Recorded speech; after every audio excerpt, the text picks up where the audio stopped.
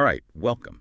Today we're taking a deep dive into something that might feel like a trip back to childhood, but I think you'll find there's a lot more here than meets the eye. Yeah, we're going to be exploring A Light in the Attic by Shel Silverstein. And that's a collection of poems and illustrations that, well, on the surface, they're pretty light and whimsical. Very funny, too. But we're not just going to skim the surface here, right? We want to get into those deeper themes and the kind of unexpected insights that Silverstein manages to sneak into these seemingly simple poems. Yeah, I mean, that's kind of what you're all about, right? Finding those hidden layers, the stuff that maybe you wouldn't notice on a first read. Exactly. Huh. Like, you're in for something interesting when a book of poetry is called A Light in the Attic. So let's start right there with that title poem. Okay. It creates this really vivid image, right? You've got this house, and it's all dark, except for one single light way up in the attic. Hmm. And it really gets you thinking about what's going on up there, what's hidden away. It's like this secret world, right? A space that most people don't even know exists. Totally. And for someone like you who's always digging deeper and looking for those aha moments, I think that image really resonates, doesn't it? Oh, absolutely. It's like there's something interesting going on up there, but you can't quite see it yet. You just get a glimpse. And it makes you want to find out more, figure out what's hidden in the shadows. And that's kind of what we're going to do today. Yeah, shine a light on some of those hidden corners. Now, Silverstein doesn't just dwell in the mysterious. He also knows how to find humor in the most everyday situations. Oh, yeah. Like in How Not to Have to Dry the Dishes. The kid in the poem comes up with this completely ridiculous plan. What's he do? He breaks all the dishes so he won't have to dry them. Oh, that's classic. I mean, the logic is totally flawed, but it's so funny because we can all relate to that desire to get out of doing chores. Especially as a kid, right? Like you're always looking for ways to avoid those boring tasks. And Silverstein just takes it to this wonderfully absurd extreme. Yeah, and that's what makes it so funny. It's like we know it's ridiculous, but we can't help but laugh at the sheer audacity of it. Totally. And it's not just chores, right? He takes these everyday things and turns them into these crazy scenarios, like in Stop Thief. What happens in that one? Someone's knees get My stolen. fees. Yeah. I mean, how do you even steal someone's knees? It's just pure silliness. It is. And then you have Mrs. McTwitter, the babysitter, who actually sits on the baby. Oh, right. I remember that one. It's like he's creating these cartoons with words. He is. And it's not just about being funny either. I think those poems also say something about how we see the world, especially as kids. What do you mean? Well, kids often see things in a very literal way, right? They don't have all the same filters and assumptions that adults do. Yeah. So when Silverstein writes about stolen knees or a babysitter who literally sits on the baby, he's tapping into that childlike way of thinking. And he's making us question our own assumptions about how things should be. Exactly. It's like he's saying, hey, let's take a step back and look at this from a different angle, a more playful and imaginative perspective. And that's a perspective that, I think we could all use a little bit more of sometimes. Definitely. Speaking of kids and their unique way of seeing the world, Silverstein really nails that self-centeredness that kids can have in Prayer of the Selfish Child. Oh, yeah, that's a good one. The kid in the poem is praying for all their friends' toys to break so theirs will be the best. It's so funny because it's so honest. And maybe a little bit disturbing, but mostly funny. Yeah, it's like we all had those kinds of thoughts as kids, but we'd never admit it out loud. Right. And I think that's what makes it so relatable. It's like he's giving voice to those secret, selfish thoughts that we all have. And thinking about your interest in multiple perspectives, this poem really gives us a glimpse into that childlike way of thinking, which is so different from how adults see the world. And yet, there's a part of us that can still relate to that selfishness, even if we've learned to suppress it. Absolutely. And then, of course, there are the what did riddles.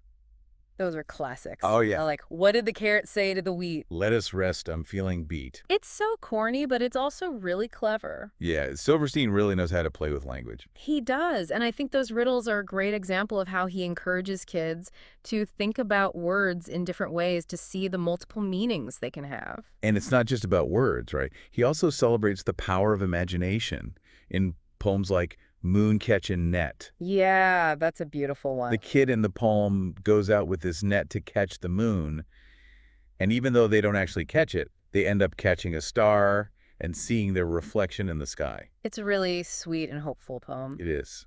And I think it speaks to that idea that sometimes the journey is more important than the destination. Absolutely. It's about being open to new experiences and unexpected discoveries, even if you don't achieve your original goal. And that's something that I know you're always striving for. Like, you're not afraid to go off the beaten path and see where it leads.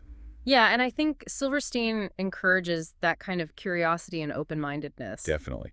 And then there's picture puzzle piece, where he takes something as ordinary as a lost puzzle piece and imagines all these incredible things it could be part of. Yeah, like a scale from a dragon or a button on the woman who lived in a shoe. It's just pure imagination, taking something small and insignificant and turning it into something magical. And I think that's a really important message for kids, especially in today's world where everything is so structured and planned out. Absolutely. It's about encouraging them to use their imaginations and see the possibilities in everything. And to not be afraid to be silly and have fun. Which brings us to Silverstein's mastery of wordplay and pure silliness, like in Shaking, Oh, yeah. where he talks about shaking a cow to get a milkshake. It's so ridiculous, but it makes you laugh. It does. And then there's Signals, where he imagines a traffic light with all these crazy colors. Blue with orange and lavender spots. It's like he's saying, what if we just threw out all the rules and did things our own way? Exactly. It's about challenging conventions and having the courage to be different. And, of course, there's the me who with it exactly what. I mean, that's just pure nonsense. But it's such fun nonsense, isn't it? It is. It's like he's making up words just for the joy of it. Yeah, and I think that's important too. It's a reminder that language can be playful and experimental. It doesn't always have to be serious and rule-bound. Absolutely. Yeah. And even when Silverstein gets a little more reflective, like in Reflection, he still manages to keep things light and humorous. Oh, yeah, that's a great one. The speaker in the poem sees their reflection upside down in the water and almost laughs, even though they know they probably shouldn't. It's like they're seeing themselves from a completely different perspective, Yeah. and it's making them question their own self-image. And maybe even finding a little bit of humor in their own flaws. Exactly. It's about not taking yourself too seriously and being able to laugh at yourself. And then there's Backward Bill, who lives in a world where everything is reversed. Yeah, he walks backward, talks backward, everything. It's like a funhouse mirror version of reality. It is. And I think it's a really clever way of making us question our own assumptions about how things should be. Absolutely. It's like he's saying, what if everything we thought we knew was actually the opposite? Yeah, and what if that opposite was just as valid, just as real? It's a really thought-provoking idea. And then Silverstein also explores themes of dreams and aspirations in poems like Rock and Roll Band. Oh, yeah, where the kids are playing their makeshift instruments on the beach. Yeah, they've got their pails and jars, and they're dreaming of being rock stars. It's so sweet and innocent. It is. And it captures that sense of childhood wonder and possibility when anything feels achievable. And then there's the contrast between their grand ambitions and their humble reality, which I think is something we can all relate to. Absolutely. Like, we all have those big dreams, but sometimes life gets in the way. And sometimes those dreams change and evolve as we grow up. Definitely. Yeah. And my guitar takes a more fantastical approach to this theme, imagining a guitar that can play itself. A guitar that can sing, too. Yeah.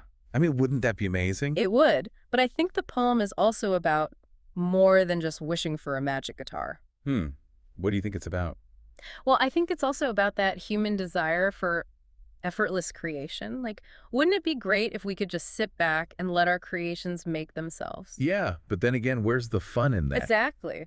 So I think the poem also subtly raises questions about the role of the artist and the value of the creative process. That's a good point. And then Silverstein tackles even something like superstitions in a humorous way in Superstitious. Yeah, where he lists all those common superstitions like breaking a mirror or walking under a ladder. And then he ends by saying, I'm not superstitious, but I'm knocking on wood. It's so funny because it's so true. Like, we all have those little superstitions, even if we don't want to admit it. And it's that kind of self-awareness that makes his poems so engaging. He's not afraid to poke fun at himself and at human nature in general. Exactly. And he does it in a way that's both humorous and insightful. And speaking of insightful, Silverstein is a master of coming up with inventive solutions, even if they're a little bit crazy. Oh, yeah, like in the homework machine. Which is this brilliant invention that's supposed to do all your homework for you. But it ends up giving all the wrong answers. Like 9 + 4 = 3. It's so funny because we can all relate to wanting a shortcut, especially when it comes to homework. And I think it's a good reminder that sometimes the easy way out isn't always the best way. Yeah, and that the process of learning and problem solving is important, even if it's challenging. Absolutely. And then there's how to make a swing with no rope or board or nails. Oh, yeah, that's a classic. The solution is to grow a 100-inch long mustache and use that as the swing. I mean, it's completely absurd, but it also shows this incredible creativity. It does. Like, he's not limited by the constraints of reality. He's just letting his imagination run wild. And that's something I think we can all learn from, especially when it comes to problem solving. Definitely. Like, Yeah. sometimes the best solutions come from thinking outside the box. Exactly. And even when Silverstein tackles something as serious as friendship, he manages to do it in a way that's both funny and thought-provoking, Oh, yeah, like in friendship. where he defines friendship as, I simply tell you what to do and you do it. It's so bossy, but it also makes you think about the power dynamics in relationships. It does. Like, are all friendships truly equal? That's a good question. And I think Silverstein is challenging us to think about that. Definitely. And then there's awadations, which takes all these words ending in awadation and uses them to describe the building blocks of civilization. Yeah, like salutation, cooperation, transportation, It's a really clever way of looking at how we connect and interact with each other. and how those interactions create the larger structures of society. Absolutely. And Silverstein also knows how to handle disappointment and the unexpected with a touch of humor, like in Fancy Dive. Oh, yeah, where the diver does this elaborate dive and then lands in an empty pool. It's such a brilliant anticlimax. It is. And it's a reminder that things don't always go as planned, no matter how much we prepare. And sometimes those unexpected twists can be pretty funny. Yeah, especially when you look back on them. And then there's cum skating, which starts out all cheerful and inviting, but then you turn the page and see this image of a head sticking out of the ice. Oh, yeah, that's a little creepy. It is, but it's also hilarious because it's so unexpected. It's like a reminder that even in the midst of fun and joy, there's always the potential for things to go wrong. Absolutely. Yeah. And Silverstein also celebrates the simple joys of life in poems like Hammock. Yeah, where he just talks about the pleasure of lying in a hammock and feeling the breeze. It's so simple, but so evocative. It is. And I think it's a reminder to appreciate those small moments of peace and contentment. Absolutely. And then there's Tired, where the speaker is exhausted from doing things like tasting apples and counting centipede toes. It's so relatable, right? Like we've all had those days where we just feel tired for no reason. And Silverstein manages to find the humor in that. Yeah, and it's a reminder that it's okay to relax and not be productive all the time. Absolutely. And Silverstein also has this wonderful ability to make the mundane feel magical, like in The Painter. Oh, yeah, where he paints stripes on zebras and spots on toads. It's such a whimsical idea. It is, and I think it's a reminder that we can find beauty and wonder in the most ordinary things if we just take the time to look. Definitely.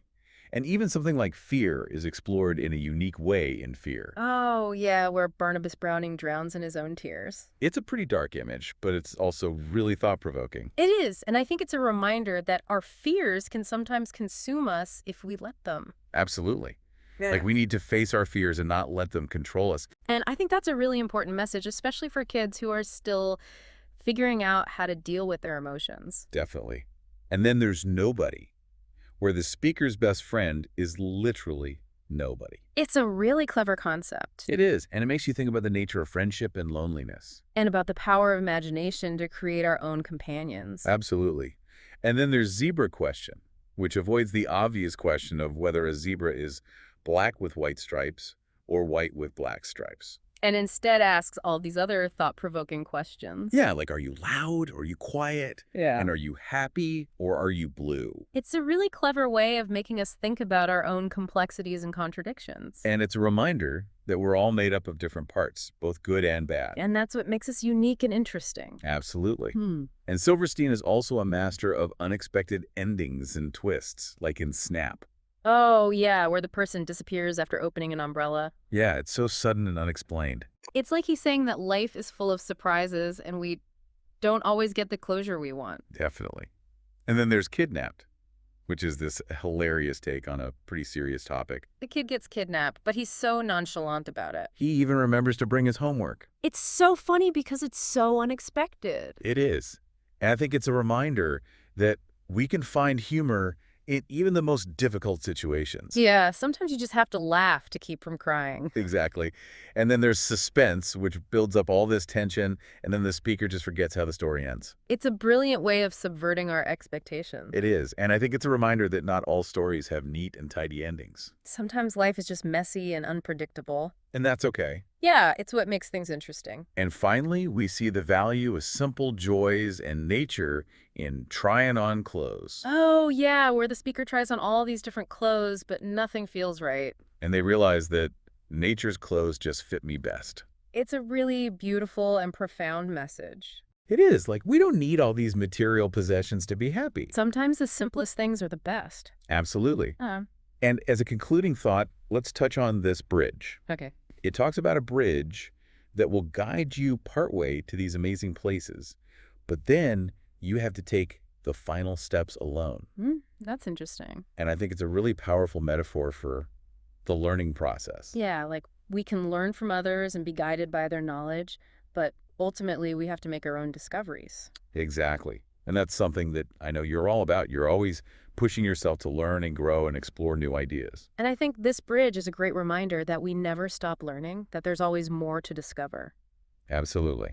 So to wrap things up for you today, our deep dive into Shel Silverstein's A Light in the Attic has shown us that beneath the surface of these seemingly simple poems, there's a lot of depth and complexity. Yeah, we've seen how he uses humor and wordplay to explore themes of imagination, perspective, and the human condition. And I think it's safe to say that Silverstein is a master of capturing those aha moments, those little insights that make us think about the world in a new way. And he does it in a way that's both entertaining and thought-provoking, which is why his work continues to resonate with readers of all ages. And now we want to leave you with one final thought. What is your own personal light in the attic? What are those hidden parts of yourself that you're still exploring? And what unexpected discoveries might you make if you take the time to shine a light on those hidden corners? Those are great questions to ponder. So we encourage you to revisit A Light in the Attic with fresh eyes and see which poems speak to you now after having taken this deep dive with us. Yeah, and see what new insights you uncover. Thanks for joining us today on this journey. It's been a pleasure exploring these poems with you. Yeah, thanks for listening.